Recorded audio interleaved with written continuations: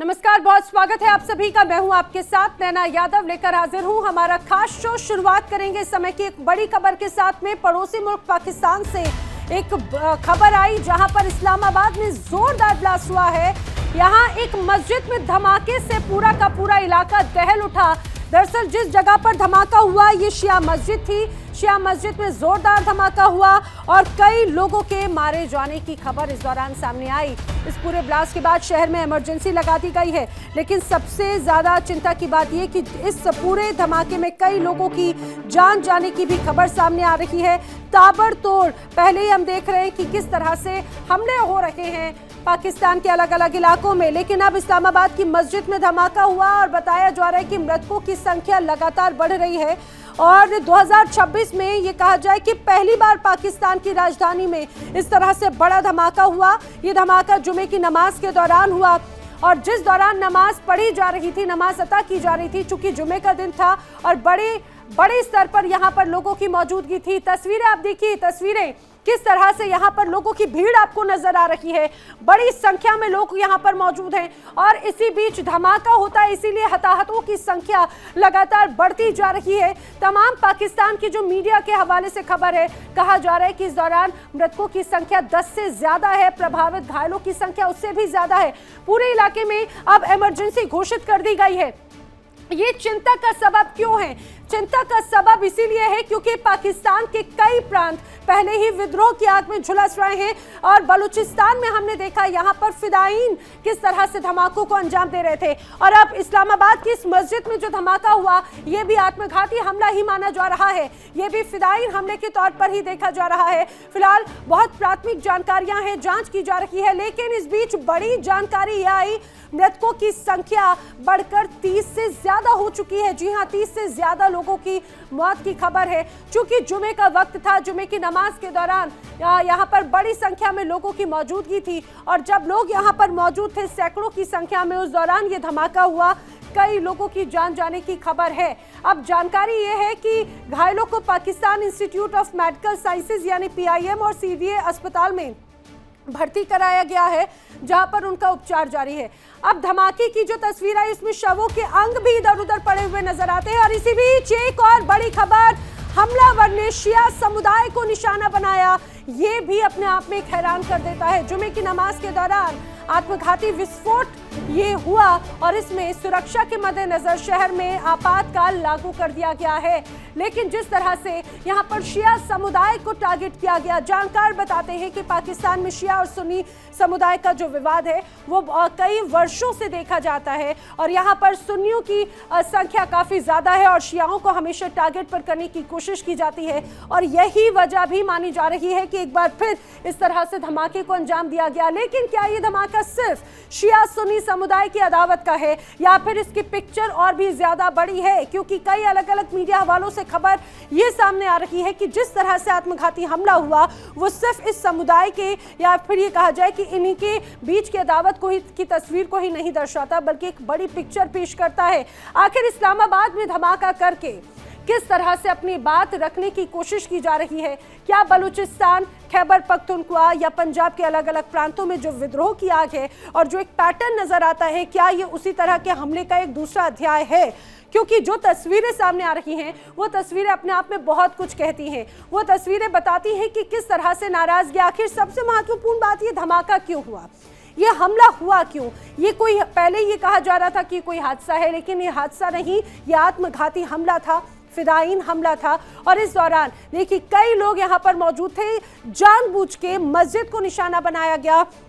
एक ऐसी मस्जिद जहां पर बड़ी संख्या में शिया मुस्लिम आकर नमाज अता करते, जुमे के दिन को चुना गया, ज्यादा लोगों की गैदरिंग होती, ज्यादा से ज्यादा लोग डैमेज होते और एक बड़ा मैसेज देने की कोशिश की गई। बताया ये जा रहा है, जो आप दूसरी तस्वीर देख रहे हैं, स्थिति और विजुअल्स इतने ज्यादा विचलित करने वाले हैं कि वो हम आपको स्पष्ट भी नहीं दिखा सकते, क्योंकि जिन लोगों की जान गई उनके शरीर के शव शत विक्षत हो चुके थे, उनके शरीर के टुकड़े इधर उधर बिखरे पड़े हुए थे, बड़ी मुश्किल से उनको एकत्रित करके लेकर जाया जा रहा है और कई लोग बड़े स्तर पर घायल हैं।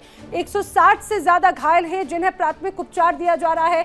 करलाई इलाके के इमामबाड़ा में दरअसल ये धमाका हुआ और धमाके के बाद की जो तस्वीरें हैं वो यहाँ पर चिंता बढ़ाती हैं। ये दो तस्वीरें और लगातार अपडेट्स जो है, पल पल के अपडेट्स जो सामने आ रही हैं वो भी मैं आपको बताती चलूं। लगातार किस तरह से पाकिस्तान की मीडिया के अनुसार जो खबरें आ रही हैं, ये धमाका दरअसल कसर ए खदीजतुल कुबरा मस्जिद में हुआ था और ये इस्लामाबाद की बड़ी मस्जिद कही जाती है, बड़ा इमामबाड़ा इसे कहा जाता है। और ये समझिए इस्लामाबाद की बड़ी मस्जिदों में शुमार उसको टारगेट करना और जुमे के दिन को टारगेट करना और शिया समुदाय को टारगेट करना, क्या ये एक संयोग है? इसके पीछे क्या संदेश है? इस धमाके की जिम्मेदारी अभी तक फिलहाल किसी की तरफ से नहीं ली गई है, लेकिन ये धमाका हुआ कैसे, ये भी अपने आप में बात देखने वाली है।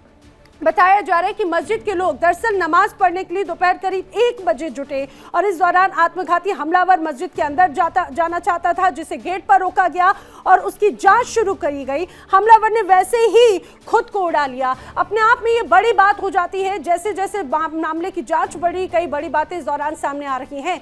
इस बीच इस्लामाबाद के शहजाद टाउन इलाके में तरलाई इमामबाड़े में जबरदस्त धमाका हुआ। इमामबाड़े में जुमे की नमाज के लिए बड़ी संख्या में लोग इकट्ठे हुए और इस दौरान मस्जिद में एक आत्मघाती ब्लास्ट हुआ। खबरें हैं कि धमाके में 30 से ज्यादा लोगों की जान गई है, 160 से ज्यादा लोग जख्मी हुए हैं। प्राथमिक उपचार उन्हें दिया जा रहा है। तुरंत बाद सुरक्षा बल मौके पर पहुंचे, जरूर हालात को काबू में करने की कोशिश की। घायलों को अस्पताल पहुंचाया जा रहा है। शहर में इमरजेंसी लगा दी गई है। इस घटना से लोगों के मन में सवाल खड़े हो रहे हैं, क्या पाकिस्तान में अब तक गैर मुस्लिम अल्पसंख्यक मुसीबत में थे, तो क्या अब मुस्लिम अल्पसंख्यकों पर भी खतरा मंडरा रहा है? अब लोगों के जहन में सवाल है, क्या पाक सरकार अल्पसंख्यकों की रक्षा तक नहीं कर पा रही? सवाल यह भी, क्या पाकिस्तान में शिया और सुन्नी के बीच में संघर्ष चल रहा है? सवाल, क्या पाकिस्तान में गृह युद्ध जैसे हालात बन गए हैं? ये तमाम सवाल जिनका जवाब जानने की कोशिश करेंगे। खास मेहमानों का पैनल जो इस दौरान मेरे साथ में कनेक्ट हो रहा है उनसे आपको मिलवा देती हूँ। रक्षा विशेषज्ञ retired group captain UK Devnath मेरे साथ में कनेक्ट हो रहे हैं। रक्षा विशेषज्ञ रिटायर्ड कर्नल संजीत सिरोही मेरे साथ में कनेक्ट हो रहे हैं। रक्षा विशेषज्ञ डॉक्टर करुणा शंकर उपाध्याय कनेक्ट हो रहे हैं। विदेश मामलों के जानकार संजीव श्रीवास्तव मेरे साथ में कनेक्ट हो रहे हैं। जल्द ही पाकिस्तान से भी मेरे साथ में सहयोगी जुड़ेंगे, उनसे भी आपको मिलवाऊंगी। फिलहाल आप सभी खास मेहमानों का बहुत बहुत स्वागत है। चर्चा की शुरुआत सबसे पहले मैं यूके देवनाथ जी आपसे करना चाह रही हूँ, क्योंकि इसके पहले जब हम कनेक्ट हुए थे तो आप बता रहे थे कि पाकिस्तान में किस तरह से पुरानी अदावत है शिया और सुन्नियों की। जरा ये बताइए कि क्या ये उसी अदावत का एक नतीजा है और क्या विवाद है आखिर? क्यों यहाँ पर हैं तो मुस्लिम लेकिन फिर भी अल्पसंख्यक बन के रह गए हैं? जी, पाकिस्तान में शिया और सुन्नी के बीच में हमेशा से ही टेंशन रही है। फिलहाल पाकिस्तान में करीबन 15% लोग शिया हैं, बाकी 80% लोग सुन्नी हैं। अगर हम देखें, पंजाब के जो डोमिनेट पंजाबी हैं सुन्नी हैं ज्यादातर, और पाकिस्तान की एडमिनिस्ट्रेशन में, मिलिट्री में या टॉप मिलिट्री और एडमिनिस्ट्रेटिव सेटअप में सब आपको ज्यादातर सुन्नी मिलेंगे। लेकिन ये शिया और सुन्नी का विवाद जो है ये दुनिया में सभी जगह पर है। अंग्रेजों के टाइम में भी था, मुगल टाइम में भी था।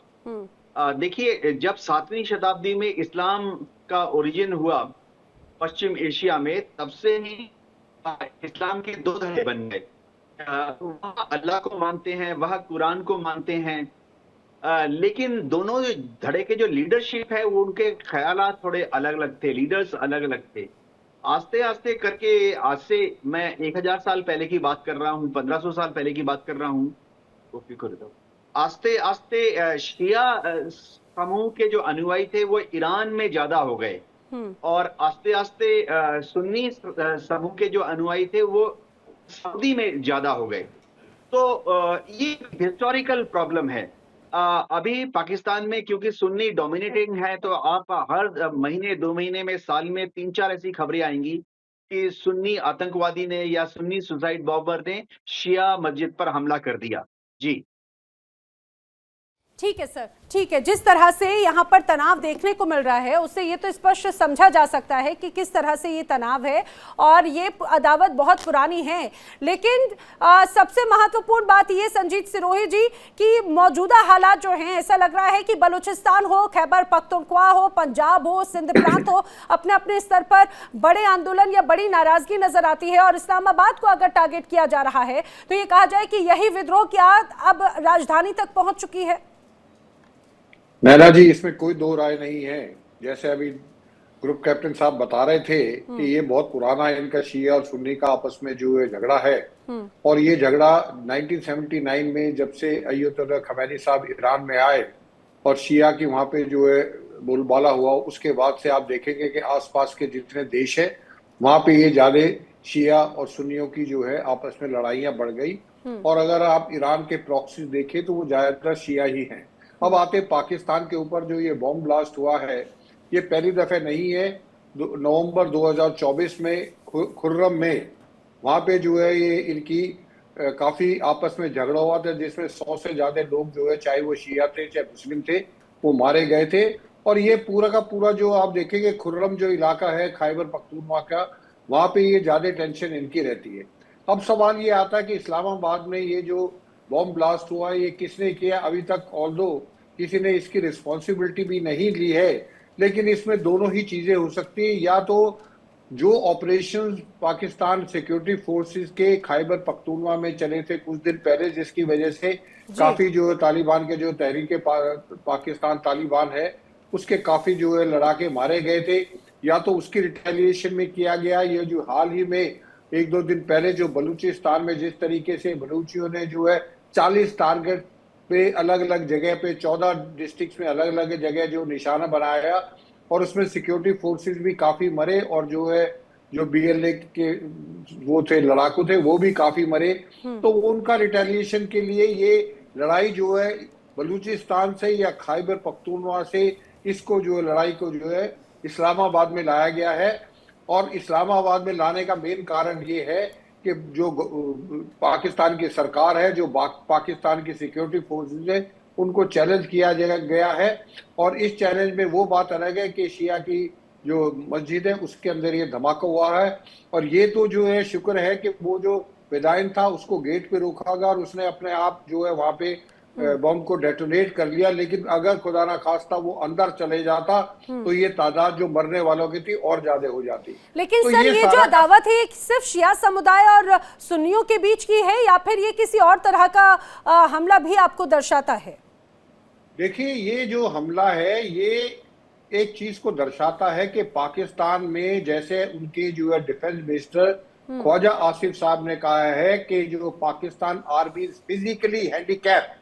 अब इस वर्ड को अगर समझने की कोशिश करें तो पाकिस्तान आर्मी इतनी स्कैटर्ड हो चुकी है, वो अफगानिस्तान के साथ भी उसको लड़ना है, खैबर पख्तूनख्वा में भी उसको लड़ना है, बलूचिस्तान में भी उसको लड़ना है और भारत के साथ उसको अपने आप को तैयार रखना है। तो ये चारों तरफ जो उनकी फौज फैल गई है और जिस तरीके से पाकिस्तान के अंदर जो रोष है एक अवाम के बीच में या एक पर्टिकुलर लोगों के बीच में, चाहे वो खैबर पख्तूनख्वा हो चाहे वो बलूचिस्तान लिबरेशन आर्मी हो, पंजाबियों के खिलाफ, क्योंकि पंजाबी जो पाकिस्तान में हर जगह जो है डोमिनेटेड है, चाहे वो फौज में हो चाहे वो एग्जीक्यूटिव हो चाहे वो लीडर्स हो। तो इस वजह से बाकियों को ये लगता है कि पाकिस्तान में जो प्रिविलेज लॉट है वो पंजाबी और बाकी जो है अंडर प्रिविलेज, इसलिए ये दोनों उसमें इकोनॉमिकली जो फैक्टर्स हैं या रिलीजियस फैक्टर्स वो इतने ज्यादा बढ़ चुके हैं कि ये कहना अब मुश्किल है कि शिया सुन्नी की लड़ाई है या ये जो है अवाम का रोष है या ये जो सेक्शनिस्ट कहते हैं या बलूचिस्तान लिबरेशन आर्मी है या जिनको ये टेररिस्ट कहते हैं खैबर तालिबान वाले हैं जी, वो उनमें से कौन है ये अभी लगाना, क्योंकि इतना ज्यादा वहां पे जो है गदर मच चुका है कि ये कहना अभी खास मुश्किल है जब तक कोई इसकी रिस्पॉन्सिबिलिटी नहीं लेता। नैना जी मैं अपने दर्शकों को एक और चीज बता दूं। दरअसल जो अभी मैं मीडिया के हवाले से खबरें पढ़ रही हूं उसमें इसी तरह से कहा जाए कि शियाओं की किसी मस्जिद पर हमला हुआ करीब 9 साल पहले, जब इस्लामाबाद में ही शिया मस्जिद को निशाना बनाने की घटना देखने को मिली थी 2017 में।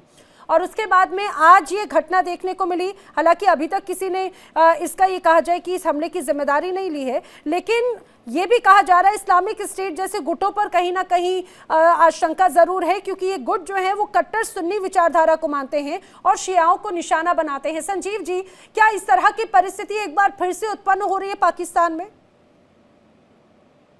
जी, आपने देखिए बिल्कुल मेरे असेसमेंट के मुताबिक बिल्कुल सही जगह आपने इशारा किया है। और मैं इस बात की भी संभावना देखता हूं कि ये जो हमला है ये इस्लामिक स्टेट के द्वारा किया गया हो सकता है। अच्छा। क्योंकि जो इस्लामिक स्टेट है वो, जैसा कि आपने बताया, कि एक सुन्नी बेस्ड और कट्टर जो सुन्नी बेस्ड ऑर्गेनाइजेशन है और ये शियाओं को भी एक लेजिटिमेट टारगेट के तौर पर देखता है। वो अन्य धर्मों के लोगों को तो वो टारगेट करते ही हैं, इवन कि शियाओं को भी वो मानते हैं कि ये ठीक से इस्लाम फॉलो नहीं कर रहे हैं और ठीक से शरिया लॉ ये फॉलो नहीं करते हैं, इसलिए इनको भी हिट किया जाना चाहिए।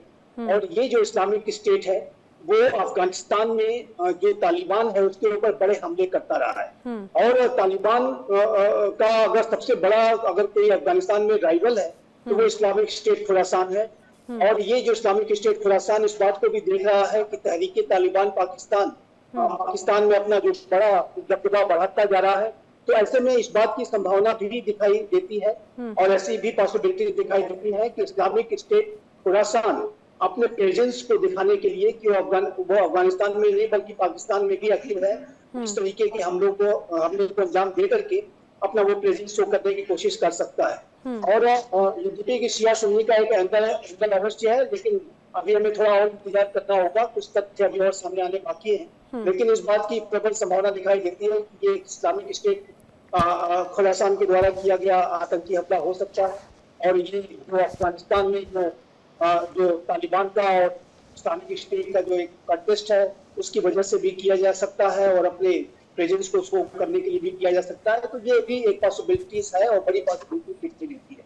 लेकिन जहाँ तक पाकिस्तान में शियाओं की स्थिति की अगर बात करें तो शियाओं के साथ भी पाकिस्तान के जो मिलिट्री रूलर्स हैं, जो वहाँ के रियल रूलर्स हैं, वो वहाँ पर उनके साथ भी सेकेंडरी ट्रीटमेंट करते हैं। हमने ये देखा है कि हमारे जो पाकिस्तान ऑक्युपाइड कश्मीर गिलगित बल्तिस्तान जो कि लार्जली शिया बहुल क्षेत्र है, वहाँ पर पाकिस्तान के ये जो पंजाबी सुन्नी डोमिनेशन वाले हुक्मरान हैं वो अन्य क्षेत्रों से सुन्नी आबादी को में बसाते हैं। शियाओं की तरह भी अच्छा ट्रीटमेंट नहीं करते, चाहे वो बलूच हो, चाहे वो पश्तून हो, चाहे वो सिंधी हो, चाहे हमारे कश्मीरी हो, चाहे वो शिया हो।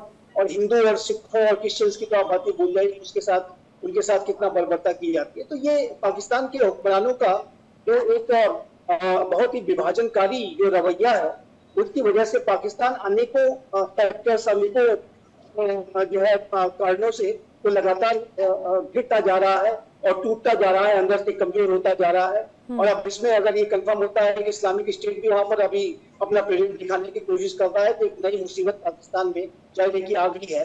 तो ये पाकिस्तान की आंतरिक स्थितियों को और अधिक दयनीय बनाएगा और ये पाकिस्तान का आने वाला जो भविष्य है वो मैं बेहद अंधकार में देखता हूँ, ये स्पष्ट रूप से दिखता है।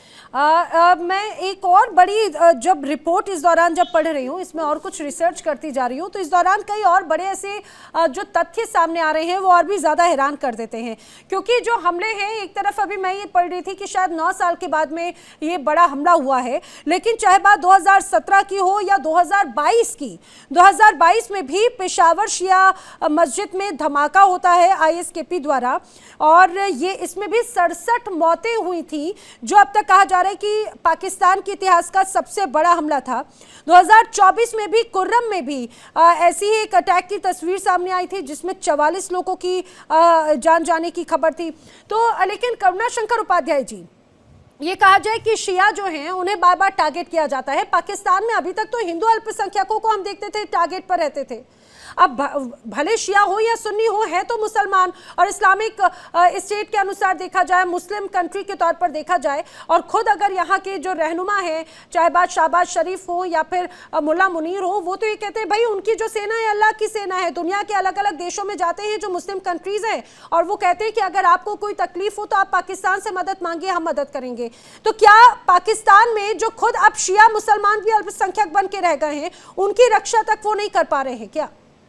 जी देखिए, सबसे पहले तो मैं इस आतंकी हमले की निंदा करता हूं जी। और यह कहना चाहता हूं कि पाकिस्तान के जो हुक्मरान हैं उनके राज्य में इस समय कई पाकिस्तान बन चुके हों, केवल घोषित नहीं हुए हैं आधिकारिक तौर पर। दूसरी बात यह है कि पाकिस्तान में सदा सर्वदा से आप पूरा इतिहास देख लीजिए, जो अल्पसंख्यक शिया वर्ग है उनके साथ अन्याय होता रहा है, उनको दोयम दर्जे का नागरिक बनाया जाता रहा है। उनके साथ चाहे हिंदू हो, बौद्ध हो, सिख हो, ईसाई हो, सबके प्रति अत्याचार का एक बड़ा रिकॉर्ड है।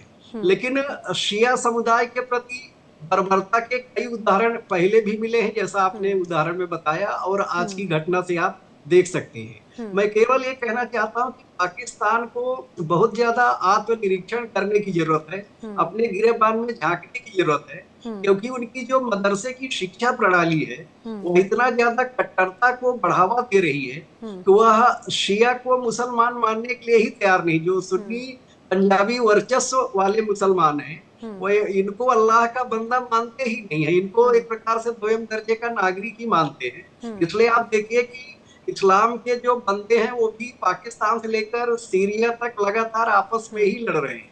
यह लड़ाई भी जो है बहुत व्यापक है।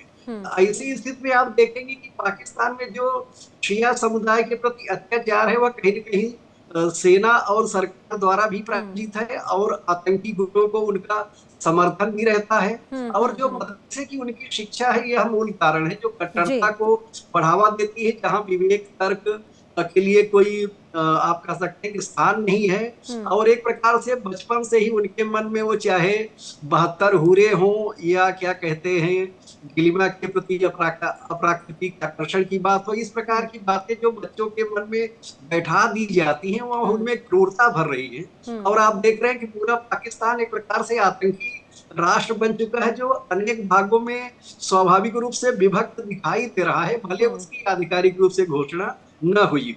हाँ, लेकिन इसमें करुणा शंकर जी, अभी जो परिस्थितियां, इसमें कोई शक नहीं, पाकिस्तान खुद ही पीड़ित और प्रताड़ित नजर आता है, चाहे बात बलूचिस्तान हो, खैबर पख्तूनख्वा हो, इस्लामाबाद हो। मेरे साथ में पाकिस्तान से सीनियर लीडर उज़मा करदार भी कनेक्ट हो चुकी हैं, PMLN का नेतृत्व करती हैं।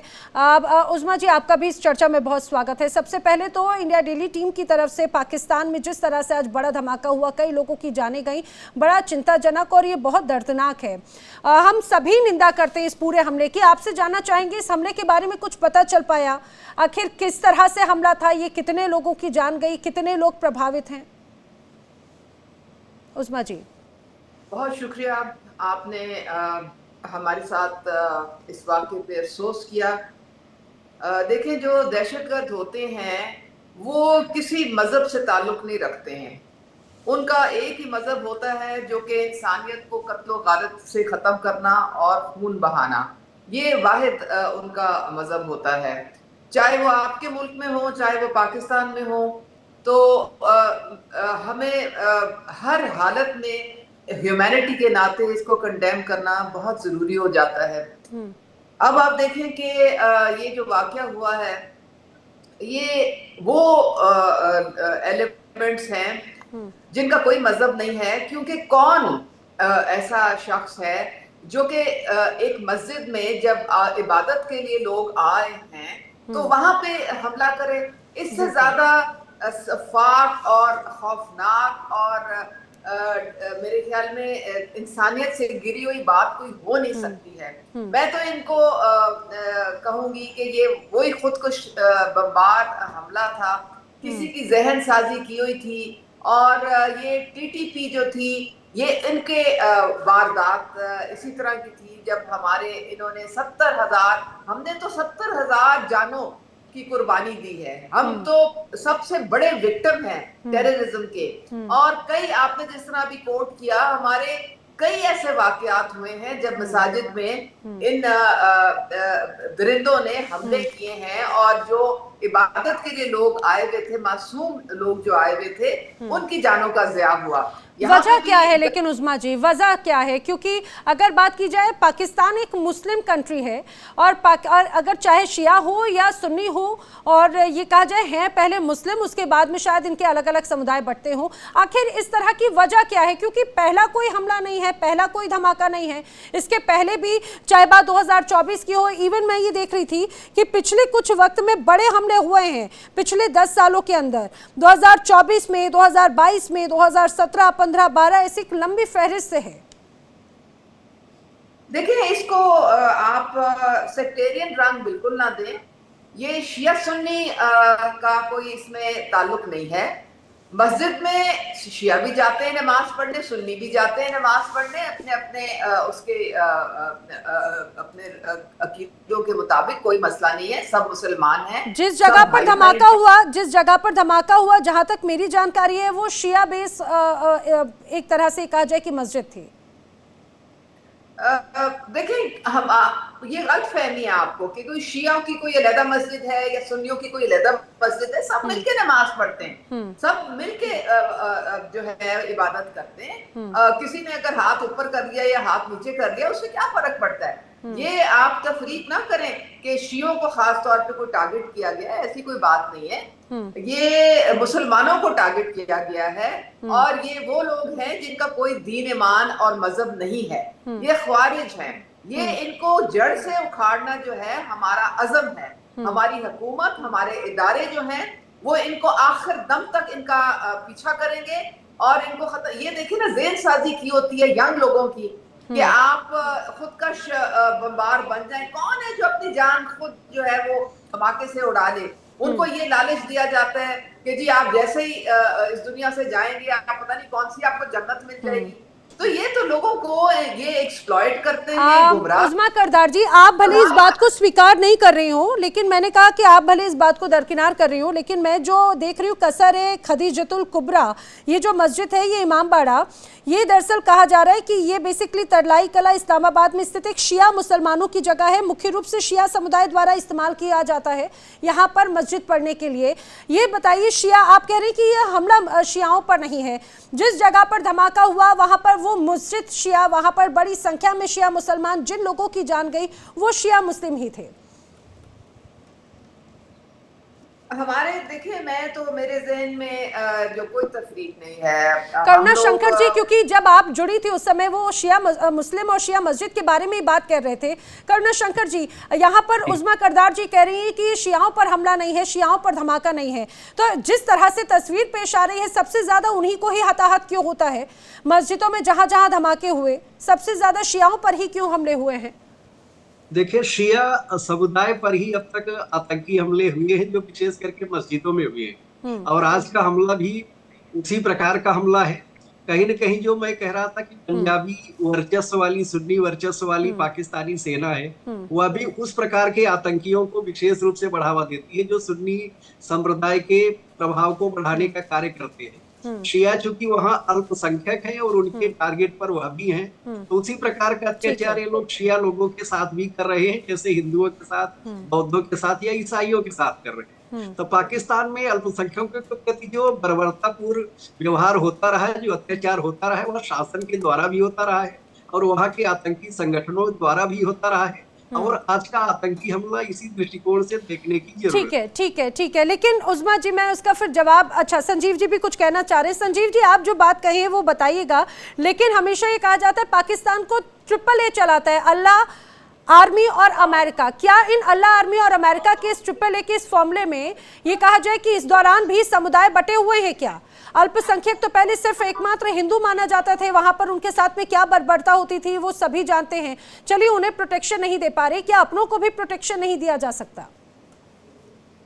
देखिए नैना जी, पाकिस्तान में जो कड़वी सच्चाई ये है, उज़मा जी बैठी हुई है, लेकिन पाकिस्तान में जो पंजाबी सुन्नी जो डोमिनेशन इतना ज्यादा है और इतना गहरा यहाँ पर वहाँ के जो रूलर्स उसको प्रैक्टिस करते हैं, इससे अन्य जो एथनिक माइनॉरिटीज है या रिलीजियस माइनॉरिटीज हो, इवन की जो शिया आबादी है, वो भी अपने आप को माइनॉरिटी जैसा ही फील करती है। और ये जो हमला है वो जाहिर है कि जैसा कि मैं पॉसिबिलिटी बता रहा था, ये इस्लामिक स्टेट खुरासान केपी के द्वारा किया गया हो सकता है। हालांकि इसके अभी तथ्य आने बाकी है, अभी किसी ने जिम्मेदारी नहीं ली है, जो लेटेस्ट रिपोर्ट है।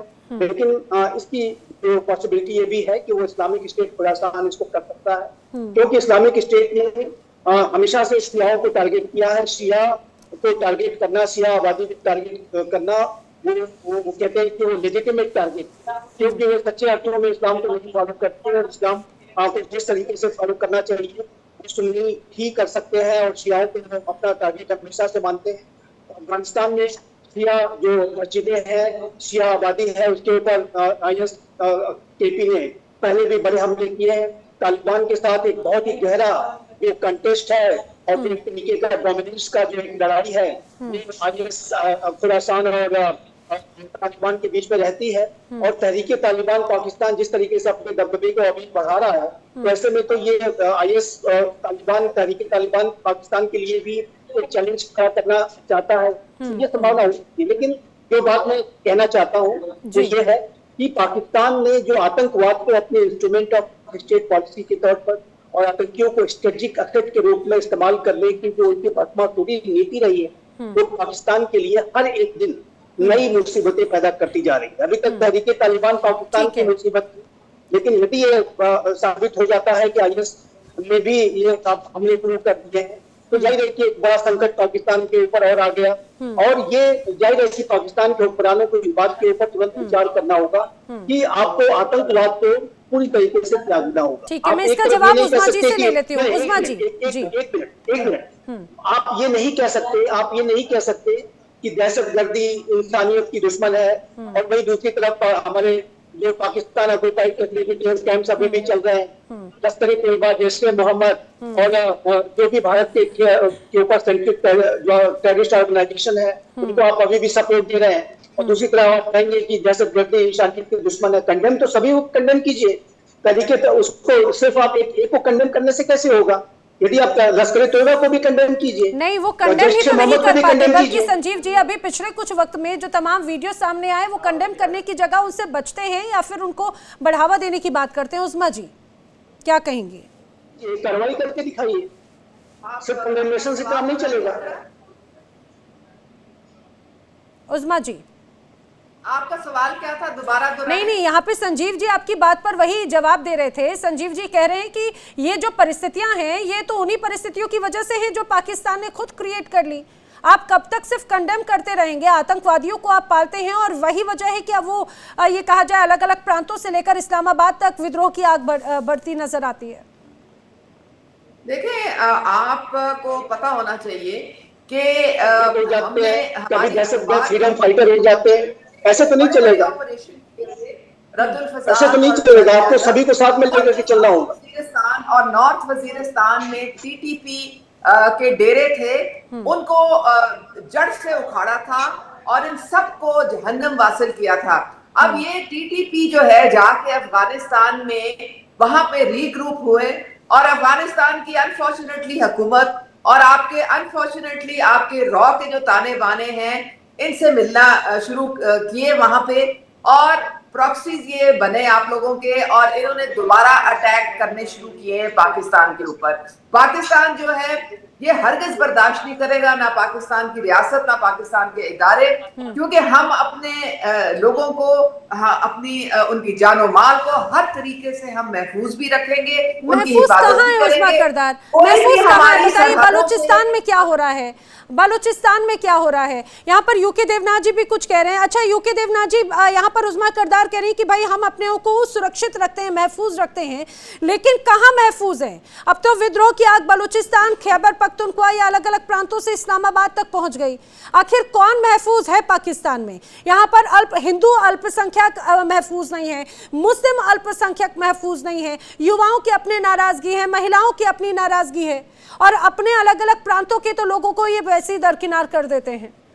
देखें, आप अपने भी इंडिया में देख लें, आपके 30 से ज्यादा जो है आजादी की तहरीकें चल रही हैं। कौन सी तहरीकें चल रही है मैडम? आप लोगों के भी हालात कौन सी बताइए? अच्छा, आप मुझे एक गिना दीजिए। मध्य प्रदेश में हो रही है, छत्तीसगढ़ में हो रही है, किस जगह पे हो रही है? सबसे पहले तो कश्मीर में हो रही है। कश्मीर को अरे कश्मीर का चश्मा निकालिए, ख्वाब से जागिए। कश्मीर, सुनिए, कश्मीर बहुत खुशनुमा प्रदेश है, कश्मीर बहुत खुशनुमा है। यही तकलीफ आप लोगों को है और आपका जो घर जल रहा है, दरअसल उसकी एक बहुत बड़ी वजह भी यही है। जब आपके प्रांत के लोग देखते हैं कि हिंदुस्तान का जो हिस्सा है कश्मीर का, वो कितना खुशनुमा है और आपने जिन पर कब्जा किया, आपने उनको दिया क्या आखिर? यूके देवनाथ जी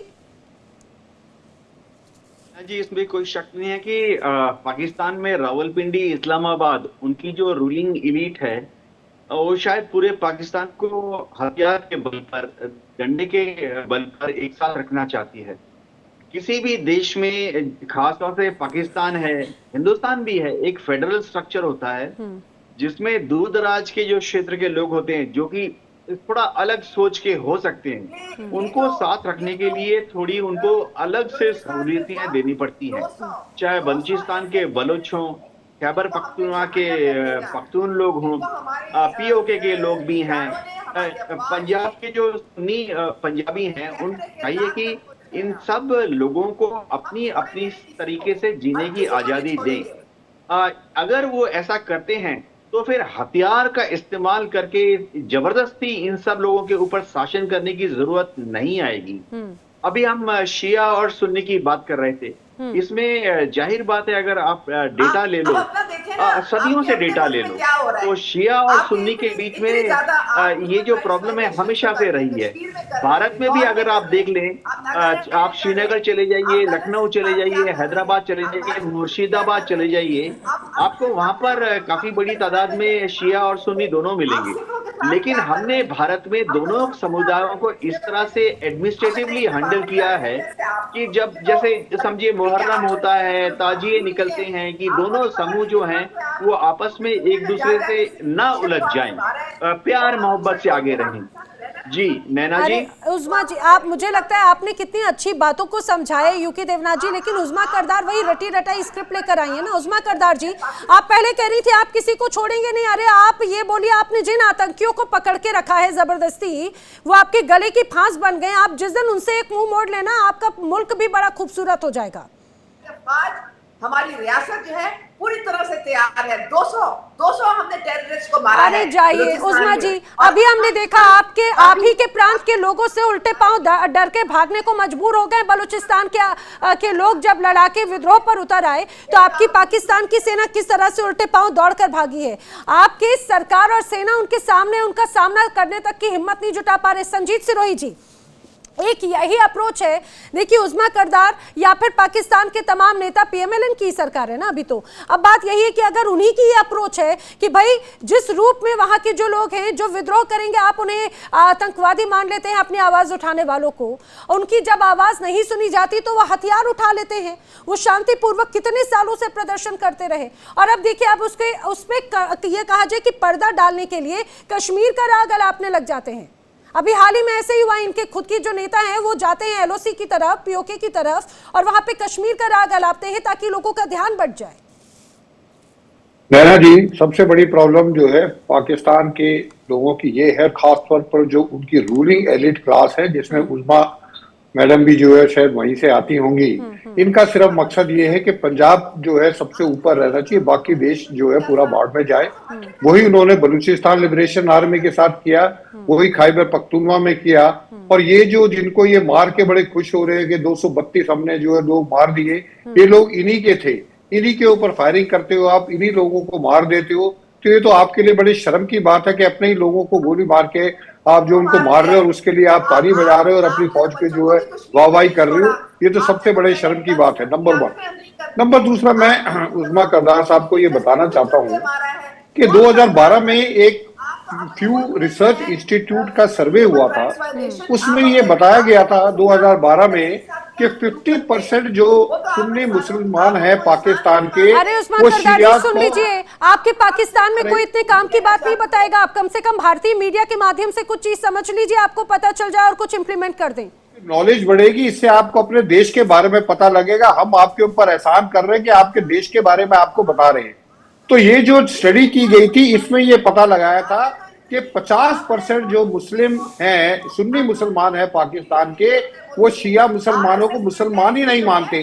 तो ये तो सोच है, जब 50% वहां के लोग जब उनको मुसलमान ही नहीं मानते, तो आपस में जो ऑब्वियसली है कि वो उनको जो है एक लो सिटीजन समझते हैं, सेकंड रेट सिटीजन समझते हैं। नंबर दूसरी बात, नैना जी, मैं एक और बात बताना चाहता हूँ। आप जो है उज़मा जी ढूंढ लेंगी गूगल पे जाके, जिस देश में शियाज के साथ कुछ भी डिस्क्रिमिनेशन हुई है या उनके साथ बुरा बर्ताव किया गया है, वो ज्यादातर मुस्लिम देश थे। किसी भी हिंदू देश में, किसी बुद्धिस्ट देश में, किसी क्रिश्चियन देश में या कोई सेकुलर देश में शिया के साथ कोई बदसलूकी नहीं की गई। ये सिर्फ मुस्लिम देशों में की गई है, और वहां पे जहां पे सुन्नी डोमिनेटेड है और सिवाय ईरान को छोड़ के बाकी हर जगह सुन्नी है। तो ये प्रॉब्लम सुन्नी और शियाज की है। शियाज को ये मुसलमान समझते ही नहीं है, और ये जिनको मार के ताली बजा रही है, इनको तो शर्म आनी चाहिए कि अपने ही लोगों को 232 आदमी इन्होंने मार दिए और बड़े खुश हो रहे हैं। और इसी के ऊपर इनके जो अफसर हैं फौज के, वो मेडल लगा लेंगे कि हमने बहुत अच्छा काम किया, हमने इतने बलूचों को मार दिया या हमने इतने जो है खैबर पख्तूनख्वा के लोगों को मार दिया। बड़े शर्म की बात है नैना जी। लेकिन देखिए संजीव सिरोही जी, आपने कितनी अच्छी बात बताई, उज़्मा जी ने एक बात नहीं सुनी होगी। उज़्मा जी क्या कह रही हैं? आप कराएं ना जाके इलेक्शन कश्मीर में, आपको पता चल जाएगा क्या। अरे उस्मा करदार, अभी चुनाव हुए हैं, मैं जानती हूँ आपके बड़े लिमिटेड इलेक्शन, आपके बड़े लिमिटेड इंटरनेट कनेक्शन होते होंगे, आपको जानकारी नहीं होगी। यहाँ पे बाकायदा सुनिए, आपके यहाँ पाकिस्तान जैसे चुनाव नहीं हुए, यहाँ पर लोगों ने वोट डाले जाके। आपने तो उसका इंटरनेट बंद कर दिया सारा। संजीव जी कुछ बात कह रहे थे जी। मैंने कहा कि आपने इलेक्शन करा लिया ना उस्मा जी, इमरान खान जेल में है, सबसे बड़ी पार्टी, सबसे पॉपुलर नेता जेल में है। अपना इलेक्शंस के बारे में सोचिए। कश्मीर में तो इलेक्शंस जो हुए हैं आपने देखा, और आपके अगर कश्मीर में पाकिस्तान आपको कश्मीर में अभी इलेक्शंस होंगे, आने वाले समय में वहां भी होंगे जब भारत का पार्ट बन जाएगा। मुझे बड़ी तो भारत में विलय होगा, उसके बाद वहां भी इलेक्शन अवश्य होंगे। पाकिस्तान के खिलाफ आप प्रोपेगेंडा करें, ऐसे नहीं चलेगा। आप अपने गिरेबान में झांक के देखें। देखिए, दहशतगर्दी एक तरफ दहशतगर्दी है, दूसरी तरफ फ्रीडम फाइटर है। कभी फ्रीडम फाइटर कब दहशतगर्द हो जाते हैं, कब दहशतगर्द फ्रीडम फाइटर हो जाते हैं, ये आपको पता नहीं है। कभी ये तालिबान जो है आजादी को हासिल करके गुलामी की जंजीरों को तोड़ करके आया था, और अभी आप दहशतगर्द उसको कह रही है, और इधर आप कश्मीर में आतंकवादियों को फ्रीडम फाइटर कह रही है। तो ऐसे कैसे चलेगा? ये जो आतंकवाद के प्रति जो डबल स्टैंडर्ड है, उसको जब तक आप नहीं त्यागेंगे तो सिर्फ कंडेमनेशन करने से थोड़ी होगा। मुझे संजीव जी, मुझे ऐसा लगता है जैसे ही जब पाकिस्तान से जुड़ा हुआ कोई नेता या कोई पत्रकार जब डेमोक्रेसी का अगर पाठ पढ़ाता है या फेयर इलेक्शंस का पाठ पढ़ाता है, तो मुझे हंसी आने लग जाती है। एक ऐसा मुल्क जहां पर फेयर इलेक्शंस का शायद एफ भी नहीं जानते होंगे, एक ऐसा मुल्क डेमोक्रेसी का जो डी भी नहीं जानते होंगे, और जिस जगह पर सरकारें 5 साल का अपना कार्यकाल तक पूरा नहीं कर पाई, या फिर ये कहा जाए कि जो फेयर इलेक्शंस की बात करता है वो सलाखों के पीछे चला जाता है। उस्मा करदार सुनिए। आज तक कोई भी प्रधानमंत्री 5 वर्षों का कार्यकाल पूरा नहीं कर सका, और जो भी इलेक्शन अगर अच्छे से कराने की बात करता है वो जेल में चला जाता है। और आप इलेक्शन की बात कर रही हैं, आपको इलेक्शंस का जो भी नहीं पता है, और आप इलेक्शंस की बात कर रही हैं। विश्व के सबसे बड़े लोकतांत्रिक राष्ट्र से इस तरीके की बातें कर रही हैं, तो जय देखिए आपका जो भविष्य है, मैं तो बेहद अंधकार में देखता हूँ। आपको अपने गिराबान में झांकना चाहिए, और आप भारत के ऊपर हमेशा हर तरीके की तोहमत लगाने की कोशिश करते हो। तो ये जो रवैया है, इस रवैये से तो पाकिस्तान का कुछ भी नहीं होने जा रहा है। पाकिस्तान कई भागों में विभाजित होगा।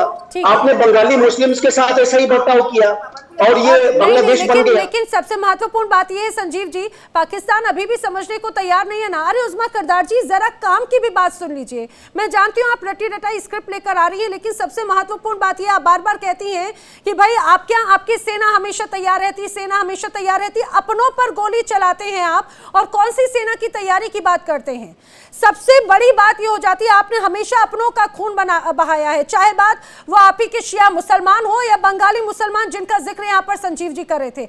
लेकिन कर्णशंकर उपाध्याय जी, ऐसी क्या मजबूरी है पाकिस्तान के इन हुक्मरानों की, आतंकियों को गले लगाना पसंद करते हैं और अपनों पर गोलियां चलाना पसंद करते हैं? ये ऐसी कौन सी मजबूरी है जिसकी वजह से खुद पाकिस्तान गर्त में जा रहा है? उस्मा करदार वो अभी भी समझ नहीं पा रही, या समझती है लेकिन मजबूरी है उनकी। देखिए, भारत और पाकिस्तान की जो स्टेट पॉलिसी है उसके मूल अंतर को जानना जरूरी है। भारत जो है आतंकवाद के प्रति शून्य सहिष्णुता की नीति रखता है। न हम आतंकवादी हमले बर्दाश्त करेंगे, न हम किसी प्रकार थोड़ा सा पेशेंस रखिए, दूसरों को भी सुनिए प्लीज जी, और न हम कहीं आतंकवादी हमले को स्वीकार करते हैं।